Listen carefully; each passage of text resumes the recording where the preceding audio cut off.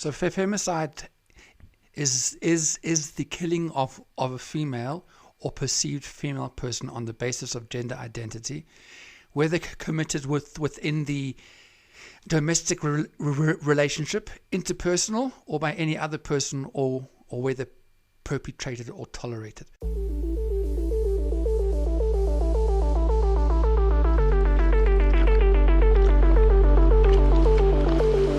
Hello and welcome to the Spaghetti Junction podcast. My name is Bruce. My name is Gareth. And we talk about things.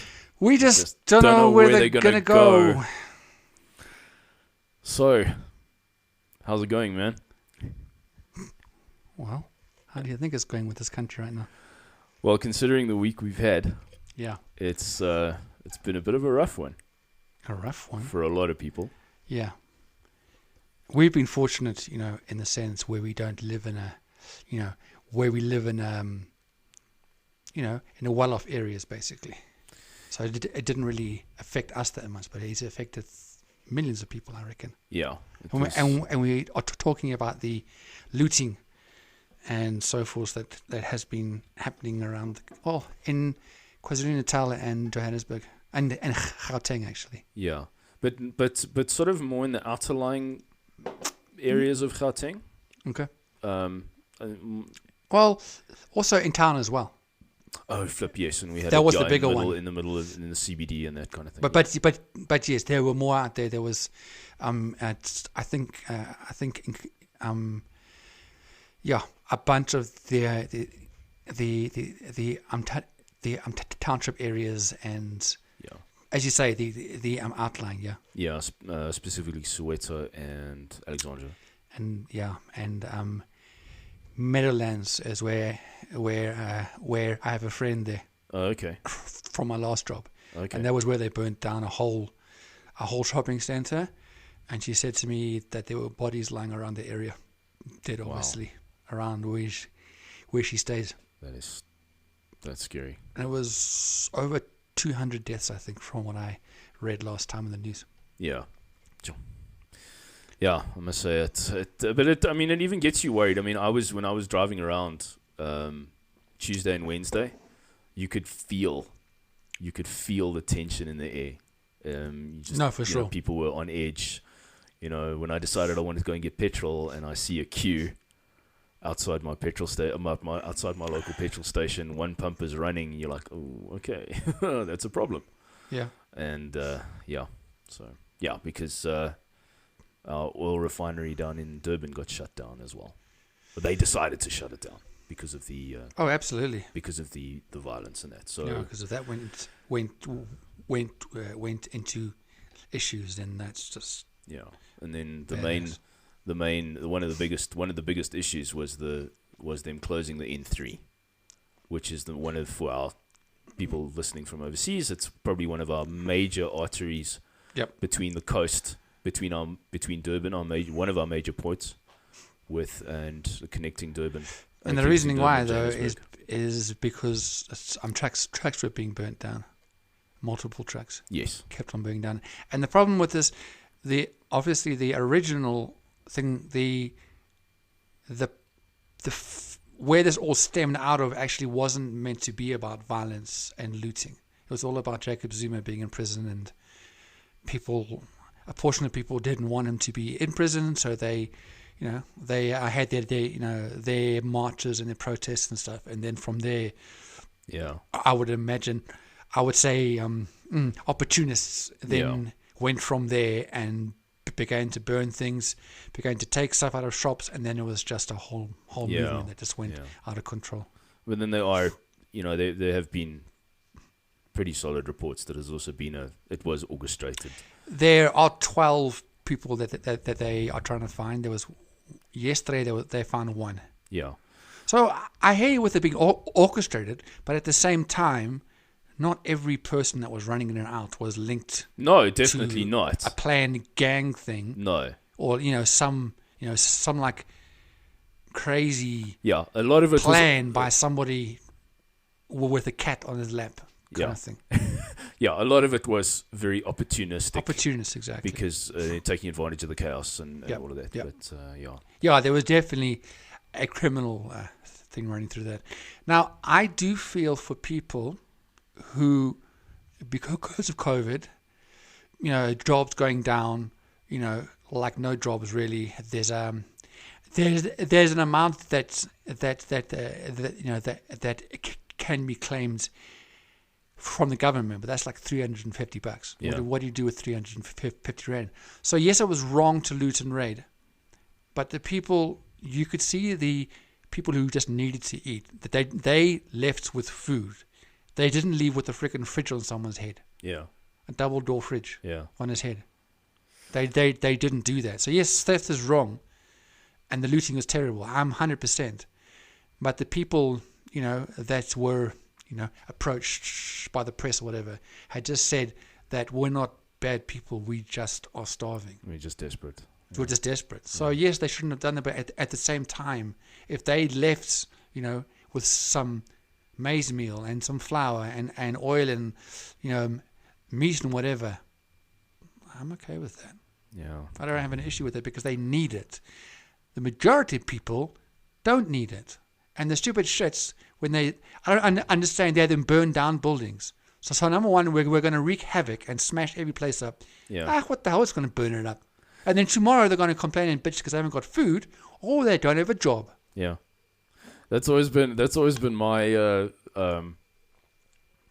my question is like, there's a right to protest, democratic right. Absolutely. It's in our constitution. But why break everything? That's the other. Why wanton destruction? I think this stuff broke just due to the amount of people per shop. Things will break. Yeah, but then there's starting fires. There's that stuff I don't understand. Yeah, that to me also. So I struggle to compute that. Yeah. Anyway. Yeah. So in a very small nutshell. Yeah. And now there's a freaking group of people, and for some reason I have the name Carl Niehaus in my mind. Ooh. And I think he was actually put on leave or he's the moved away. spokesperson for the that's what I'm looking ANC. for. No, he was with the ANC. But they put him on leave. Because of inflammatory comments that so he made. Him and a party of people have given a memorandum to the president that Zuma must be released in 3 weeks. They've made that last day or two. Otherwise, I don't know what the otherwise is right now. But they've said that they will take action, whatever action means. Oh, great. Yeah, that's in 3 weeks. So buy your milk and bread and your petrol over the next 3 weeks, and then batten the hatches. Oh man, I hope not. But I gotta be honest. After this week, all those preppers with their YouTube channels look pretty much like they know what they're doing. I haven't watched any of that stuff. I must say, I don't want to be swayed by someone's panic. Yeah, I think there's because this is not the end of the world. No, it's not.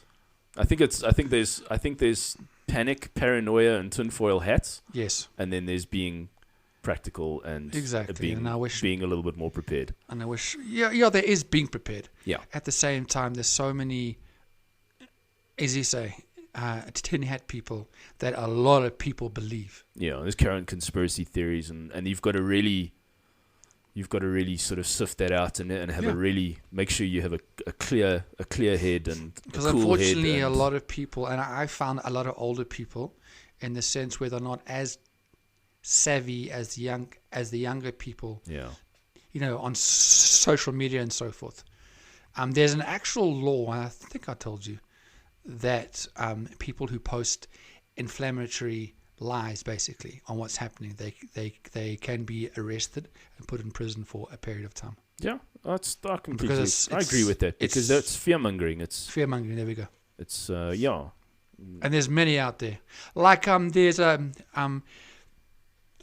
big shop near me, like, so not the one by my house, but there's one a few blocks down from me. Yeah. On a road called On Deckers.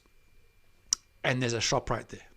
And there was some people fear-mongering on an SMS, on a WhatsApp group and online, that shop was burning. And people panicked and went there. Nobody was there. Yeah. Absolutely nobody. Yeah. And those people, and that's unfortunately why there's a lot of more issues than there should be. Yes, it's bad where we are, but as you say, don't take everything for face value, especially on social media. Yeah. No, especially on social media. Probably one of the worst places. People exactly. Yeah. And there are people out there who love seeing people panic. Yeah. It's like a witch around her cauldron, and just mixing. Yeah, just stirring and watching it bubble. Yeah, just loving it. Oof, no. They must be they must be put in prison. So anyway, so that's kind of where our country is right now. Yeah. Hopefully by the next episode or two, we'll have an idea more what's going on. Yeah, that's it. We just basically, so it sounds like it's on its end, on the last patch. We hope so. Let's hope it doesn't. But it has been unrest for a week. Yeah. And the president, he did another. He's basically done like three, not messages. What the hell do you call this thing he does? Family meetings. Family meetings. He's done 3 in the last about 2 weeks, and he did his third on Friday, a few days ago. And the one thing he said, which is good that they said it, but unfortunately it's not going to help, is that he said that the government was poorly equipped and didn't act fast enough. I'm really glad that they. But actually, I'm proud of. I'm glad that he said it. They actually admitted. Yes, and that I thought was pretty big. Yeah, that was. It still doesn't, cover up the shit that has happened in the beginning of the week. But the point that he said it. No, it's like it's like great. It's taking accountability. It's like, okay, we made a mistake. And it's you don't get a lot of governments who will actually just who will humble themselves and say, yeah, okay, we kind of screwed up on this one. Yeah. Yeah. Exactly. Yeah. So we shall see. Yeah. Yeah. 1893. There's a person called Brad Drink. Okay. Brad Drink. And his name was Brad, I think. Hold on, let me see. Caleb Bradham. His name was Caleb Bradham. And he introduced a drink called Brad's Drink. Oh, okay. Because it's a great name for drink. And it was renamed as Pepsi Cola in 1898, then shortened to Pepsi in 1961. That's a fun fact. Fun fact. Pepsi. Not a sponsor. Yet. Real subtle. You got to do it. You have to. But not a sponsor yet. But guys, you can email us anytime. Yeah. Oh, man. Okay. Yeah. So, unfortunately, I really can't think of a clever segue. There is not. There is not. Because besides the fact that we've had a lot of violence and looting, but this is a whole different story. Yeah. So, unfortunately. Nope. So, our subject for today, yes, is an ongoing issue in the country of Honduras. And in fact, sorry, before you go there, yes, we we've now said to each other that we're gonna, over the next over the next 8 episodes roughly, we'll be doing. We're basically starting a series, if that's right. Yeah, I'd say so. On our human rights, I'm guessing we could call it. It's kind of like a theme. Yeah. Yeah. And we're going to be exploring different, things that are happening against human rights in places that people probably don't know about, and it's some of the biggest things happening. Yeah. Behind the scenes that not many people know about. Yeah. And one is Honduras. Yeah. So, there's a horrible epidemic. Epidemic. Epidemic. That's a soft word, but yeah. Well. That's a polite word. Okay. But yes, carry on. I'll think of another word. Oh, please do. Because I can only think of epidemic. Epidemic's a good start. Unfortunately, of specifically women being Femicide. Being murdered, losing their lives due to all kinds of different circumstances within Honduras.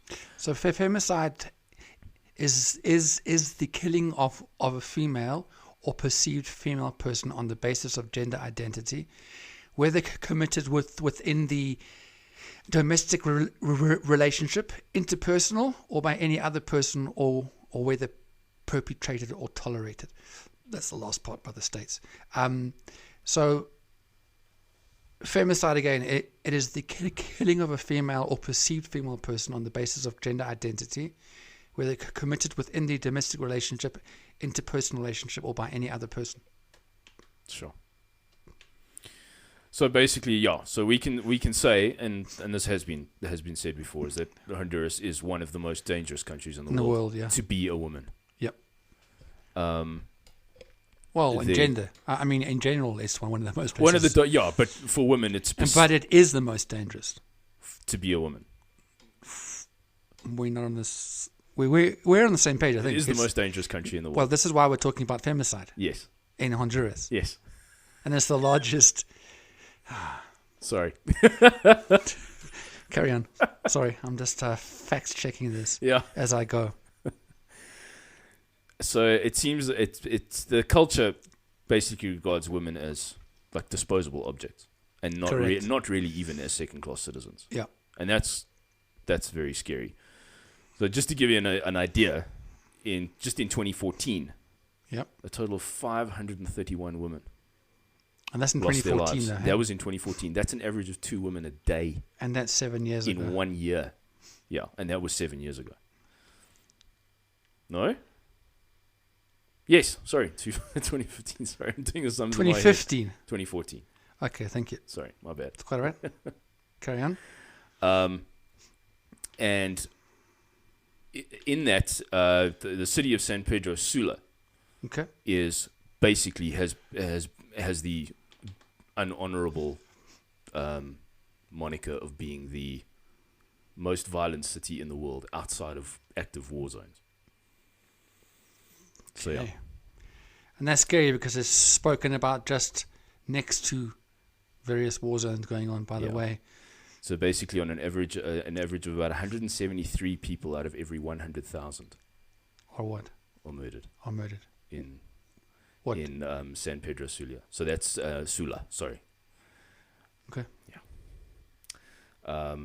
And in general, in Honduras, 95% of homicides are unsolved. So I thought there was also that it was 95. No, from what I understood, it's 95% against women. Sorry, my bad. It's very different. Yeah. So 95% of femicide cases are not followed up on or reported. Yeah. So only 5% of femicide victims that actually find justice. So even if you have a supposed number of victims that have died in 1 year, you don't even know if that's actually. Oh no. I think that's even more. That's probably like a very conservative number. It's a very conservative number. Because those are the ones that they've found out about or have been reported. Yep. So, yeah. Yes. Very hectic. Yes. So yeah, you've got many women because of the economic reasons. Honduras is an incredibly poor country. Yep. They will work as informants or drug dealers because of the massive gang culture that exists in Honduras. Yeah, we just watched a little documentary online about it, which I'll probably put a link in here somewhere. Yeah, so basically with Honduras, what happened was that you had a lot of Mexican illegal immigrants in the United States, specifically in Los Angeles. Yep. And gang culture sprung up around these groups. Yep. And then what happened is a lot of them were deported back to Central America and specifically to Honduras. And there, because of Honduras's lax laws, weak government, these gangs sort of reformed and basically took over. And now apparently 80% of all cocaine going to the US comes through Honduras. So obviously these gangs control all of that. And then you have the women going into either drug dealers, informants, prostitution, and it just snowballs from there.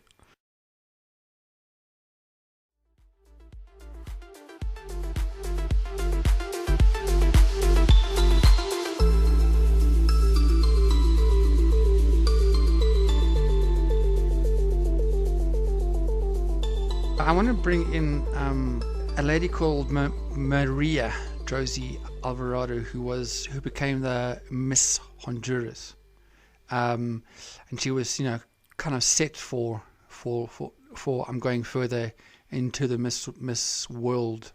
Yes. Around, I think this is also around about 2014, 2015. And she was only about 19 or something. I think she was 19. That is correct. So just a few days before she was set to leave for the competition, herself and her sister, who was 23, Sophia Trinidad, were brutally murdered. Their bodies were hidden in shallow graves in a riverbank in Santa Barbara in Honduras. They were discovered after a week-long manhunt, and it made international headlines.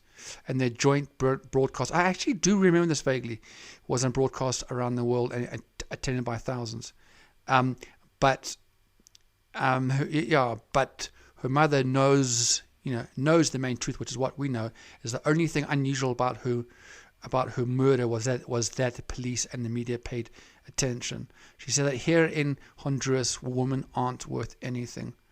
And she believes that the only reason that her daughter's bodies were found is because of Maria's fame. Otherwise, she said they would stop. They would probably still be looking for answers and wouldn't really have much say from either the police or media. Yeah. So the violence also seems to, in sort of what I looked into, in that violence also seems to stem from the country having, it seems to have very almost extreme religious and conservative and patriarchal traditions. Yeah. Where anything to do with the male is all important. Mm-hmm. And women are just put into a place where all they do is they bear children, raise the children, cook, clean, and don't really have a huge say in anything to do with the running of the family. Hardly any of them own cars. There's that they don't have independence or anything like that. And the males just, and that sort of patriarchal society is extreme in the point that anything like that is just not allowed. Yeah. I'll intersperse our stuff, with a few stories here and there, just to kind of make it feel a little bit more, not understandable, but there's a human kind of attachment.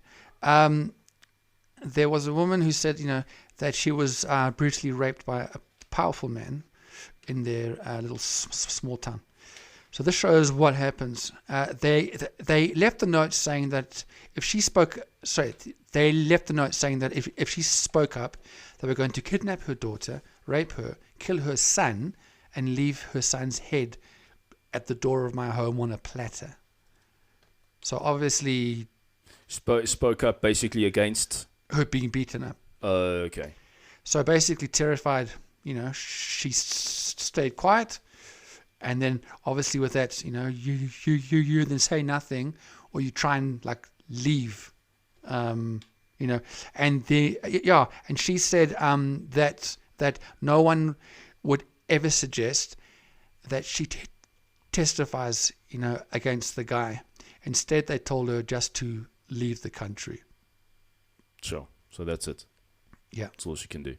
Yep. She says that she believed that he had already murdered another woman, but was never arrested for the crime. Yes. And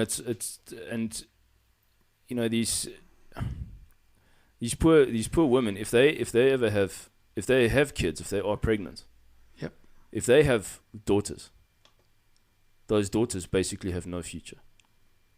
They can only hope that they have a son, because the son could maybe have some sort of future, to actually grow up and be able to go to school, have a job, all that kind of thing. Because a lot of these girls are also taken out of school at an early age, okay, to help at home. do the normal sort of female duties or whatever. So therefore, your levels of female education are also incredibly low as well. Mm-hmm. And so, women are being killed in Honduras at a rate of 1 a day now. And in the wave of gender-based murders, or specifically femicide. Gender-based violence is now the second highest cause of death for women of reproductive age. Human rights campaigners say that more than 2,000 women have been killed in the past 5 years. A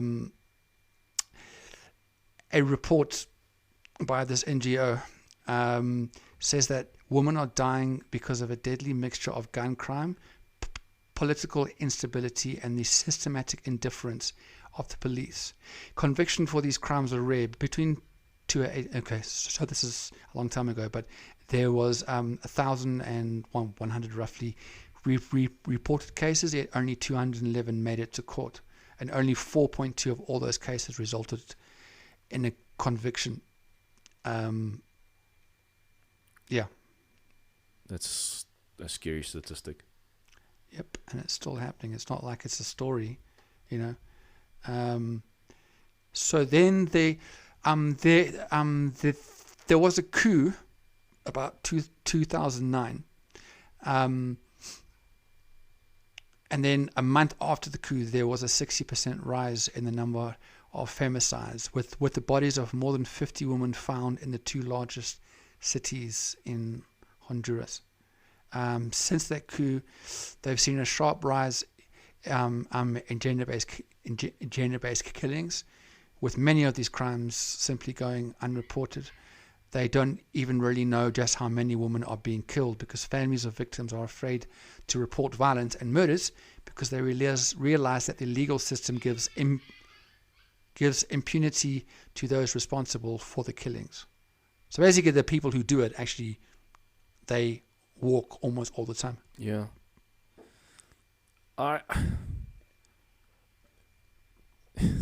Yes, Bruce. I can't even try and sort of imagine the actual mentality that it takes to go, that these women are just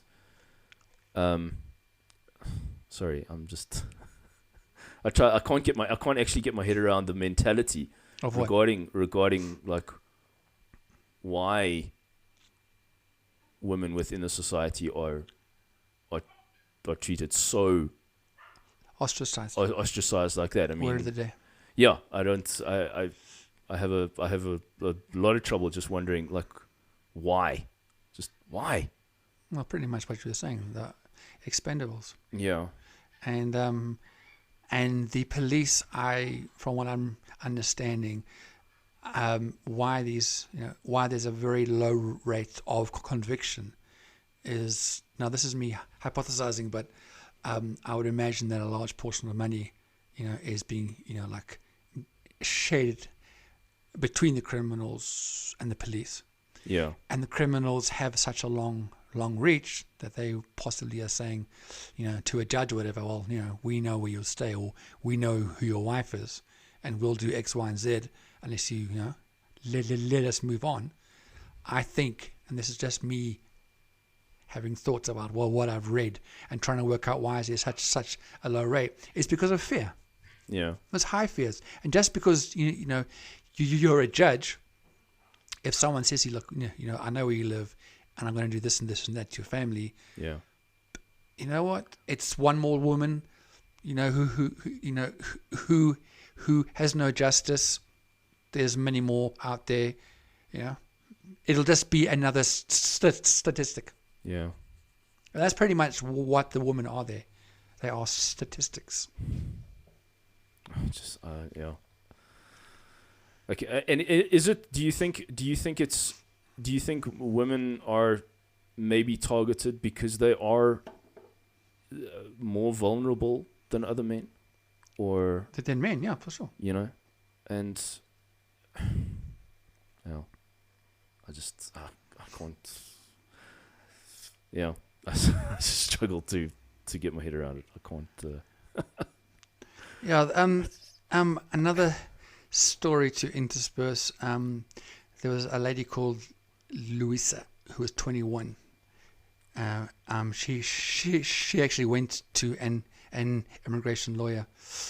She said that she was raped, beaten, and threatened over a 2-year period after she spurned the advances of an influential businessman.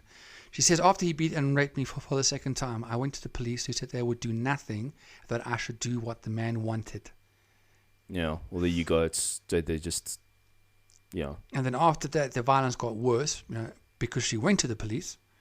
He threatened to kill my family. There was nobody to protect or help me, so the only option I had was to run. She was recently granted, around that time, she did get asylum.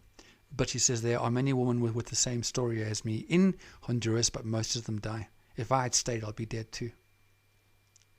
It's incredible because in that type of sort of culture, family is everything. You're expected to have a family. Men are expected to have a lot of children and stuff, and expand the family and stuff like that. But then you have that within. But then you have this combination of create a family, but then like this sort of hatred of this woman is your wife. You've married her. You've decided to have a family with her, but actually she's going to live in fear now because she can be considered expendable. Yep. Really. Yeah. And that's just the tip of the iceberg. Yeah. Of where we are right now. That's it. Yeah, I mean, there are other things of gender-based violence around the world, but this is more focused on femicide. Yeah. I want to just, as we're wrapping, I didn't get to it while we were talking about it, but the different forms of femicide, because there's not just one. Okay. So I'll just go through them reasonably quickly. So number one, yeah. So these aren't in like an order, of importance. So the one which we do understand is intimate partner violence, which, as it says, so we don't really have to talk about that. There's one called femicide suicide, and this occurs where the perpetrator commits suicide within a week of killing a female person. So basically, he will commit femicide, and as the stories and as it said, it's he then commits suicide, to get away from it, I guess. There's HIV related, which there is now. These next two are very interesting. There's more than that we didn't really understand. So this one is religious killings, and this is the killing of a female person to perform a ritual or religious activity for a particular gain. It also includes the killing of women or girls because of malignant and wicked beliefs. That's one way of putting it. There is one called honor killings. Honor killings. Okay, honor female side cases are committed with high levels of impunity in many parts of the world. Women or girls are killed because of unacceptable choice of partner, education, employment, mode of dress, behavior, or contact with men who are not relatives. The behavior of the woman is viewed as casting shame upon her family or concerned person, and only with her death can honor be restored. That happens across the world. Yeah. And then there's a bunch of others, but yeah, we are running out of time. But that was just a few of them. Yeah. This one is pretty much linked with what we've been saying, about the male thing, misogynist slang. It is an entrenched prejudice against women, as well as a pathological hatred of them. And one form of misogyny is that of serial killings. So anyways, as we've seen, it's an entrenched prejudice against women, as well as a pathological hatred of them, which I believe is a huge part of the problem. Yeah. Yes. That's... Yeah. There we go. I'm done. It's not a laughing matter, but No, it's not. Sorry. I'm not laughing at that, I promise. unless you're feeling like really awkward, and when you feel awkward, you laugh. I am. I think yeah. I think that's what you do. Yeah, because No, I'm trying, I know you're not laughing. I'm trying to just unpack things in my Fathom head. it. Yeah. No, don't worry. I know. Guys, this has been the Spaghetti Junction podcast. My name is Bruce. Wow. No, not even an ending little land the plane. We just go straight into. I'm sorry. We just go straight, like, I don't know. It just feels awkward. Like we finish one time, I'm sorry. and we're out of here. Goodbye. Sorry, I've got to give that a little bit more thought. That's okay. Apologies. Did you have a final statement? After you said that, now you've just I've just lost me because of, no, you haven't ruined anything. I'm sorry. But the bottom line is that it's not only in Honduras, but it is the number one country that has the most femicides per year. And we didn't even bring up the documentary that we saw about the woman in Honduras. Yeah. And we didn't actually so I'll put a link in there. But part of what they did was they would decapitate and they would skin people. And that shows you completely the absolute, excuse my language, but the total fucked up view that women can just be totally, like, that to me shows complete view of, like, we don't even see women as a human. It shows that you don't do that to a human being. Yeah, that they shows, haven't done anything wrong. Yeah. They weren't part of a gang. They weren't trying to freaking kill you. They were just trying to live their lives. Yeah. I don't even think that when people kill an animal, do they chop their head off the friggin' and skin it? Oh, fuck, that shows an extreme violence and hatred. If you go to those lengths, more than that, it shows a complete disdain. Yeah, absolutely. Of that type of person, and that type of person is a woman. Yeah, you can't just do that. Yeah, just because there is something, as you say, we won't do it now, but the whole thing is like, well, going back, how did these men actually get brought up with this mantra that that it's a natural thing that they can do that? Yeah, and that's because they don't do that I don't think they do that to other guys. I haven't read that they fight with a gang member, they kill them, and then they chop their head off, and then they skin them. That doesn't happen. Yeah, you and there's people who have killed or have, like knifed you or have done stuff to your family. There's a woman that done nothing. Yeah. Yeah, you kind of that's the thing, is the inherent history of where that actually comes from. Yes, that's a whole nother.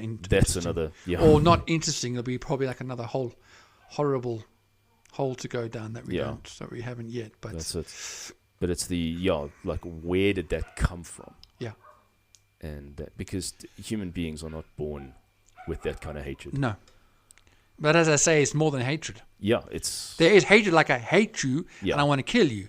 Then there's hatred. But there's not like hatred, I hate you so much I want to chop your head off. Yeah. No. That's coming from another place. I would hasten to say it's definitely, I would think part of it's spiritual, because you can't just do that without having some form of influence over you. Yeah.